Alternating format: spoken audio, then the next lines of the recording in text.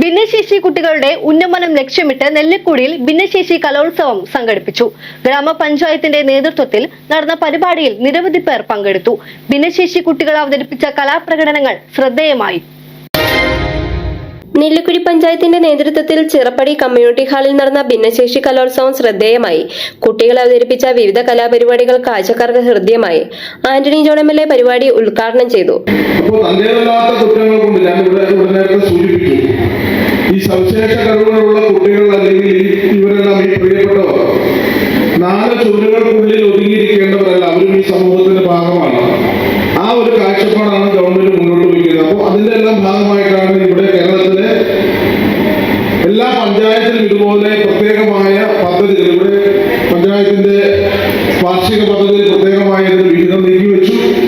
കേവലം ഒരു ദിവസം ഒരു കലോത്സവം നടത്തി അവസാനിപ്പിക്കുക എന്നുള്ളത് അതിന് നേരത്തെ സൂചിപ്പിച്ചു. സ്കൂളിന്റെ വികസനം ഉൾപ്പെടെ വിവിധങ്ങളായിട്ടുള്ള ഇവിടെ ഇതുമായി ബന്ധപ്പെട്ടുകൊണ്ട് പുതിയ ജീവനക്കാരെ അടക്കം നിയമിക്കുന്ന കാര്യത്തെ സംബന്ധിച്ച് വല്ല പ്രസിഡന്റ് സൂചിപ്പിക്കുകയില്ല. അപ്പൊ ഏതെല്ലാം നിലയിൽ ഈ കുട്ടികളെ സഹായിക്കാൻ കഴിയുമോ അതെല്ലാം അത്തരം കാര്യങ്ങൾ ചെയ്യണമെന്നുള്ളത് തന്നെയാണ് ഞങ്ങൾ എല്ലാവരും ആഗ്രഹിക്കുന്നത്. ഏതായാലും ഇന്ന് ഒരു ദിവസക്കാലം പ്രത്യേകിച്ച് ഓണനാളുകളാണ് എന്നതുകൊണ്ട് തന്നെ എല്ലായിടത്തും വലിയ ആഘോഷമാണ്, വലിയ സന്തോഷത്തോടു കൂടിയിട്ടാണ് നമ്മൾ ഇത്തരം പ്രവർത്തനങ്ങൾ സംഘടിപ്പിക്കുന്നത്.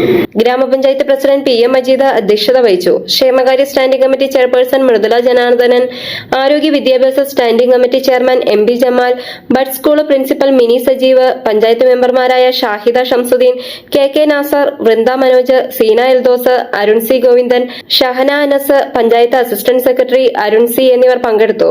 Panchayat vice president Shobha Vinayan, ICDS supervisor Vimala EK എന്നിവർ സംസാരിച്ചു. മീഡിയ സൃഷ്ടി കോതമംഗലം.